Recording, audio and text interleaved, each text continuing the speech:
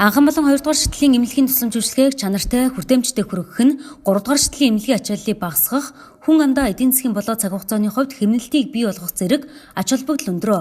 За тухайлбал анхан шатны эрүүл мэндийн тусламж үйлчилгээг сайжруулах чиглэлээр алслагдсан сум багийн иргэдэд эрүүл мэндийн тусламжийг гэрт нь очиж үзүүлэх мобайл технологиг аймаг бүрт 2-3 сумдад хэрэгжүүлсэн байна. За Доронтой аймгийн тухайд Баян уул халахгүй сумдууд хамрагдсан бөгөөд дэлхийн эрүүл мэндийн байгууллагаас сум тус бүрт 25-аас 35 сая төгрөгийн техник тоног төхөөрөмж, мэрэгжил арга зүйн хөрөнгө оруулалт хийгдсэн байна.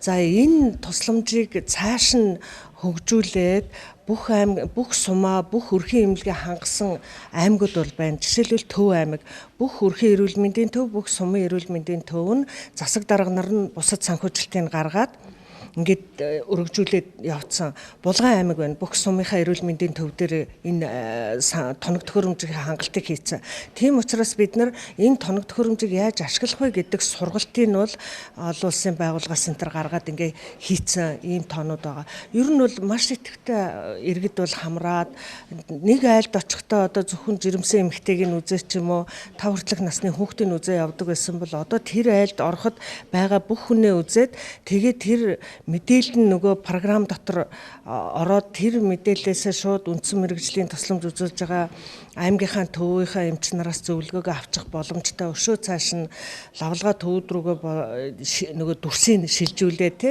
ингээд зөвлөгөө авч байна. Бүр шаардлагатай гэх юм бол бид нар олон улсын нөгөө лавлгаа одоо хамтарч ажилладаг байгууллагууд руугаа хүртэл тэр дүрсийг явуулж авч байгаа учраас их үр дүнтэй байгаа. Тусламж үйлчилгээний шатлал болгоны дээр юуг анхаарах шаардлагатай вэ гэдгийг одоо бас танилцах болно. Ялангуяа анхан шатны тусламж үйлчилгээг 2 дугаар шатлалын тусламж үйлчилгээтэй хэрхэн одоо хоорондоо уялдуулан үйл ажиллагааг явуулж байна гэдгийг анхаарна. За ерөнхийдөө бол Дорнод аймгийн хувьд болохоор бүх одоо эрүүл мэндийн үзүүлж байгаа тусламж үйлчилгээ нь болохоор хоорондоо маш сайн уялдаатай шатны тусламж үйлчилгээ болон 2 дугаар шатлалын тусламж үйлчилгээ маш сайн уялдаатай явж байна.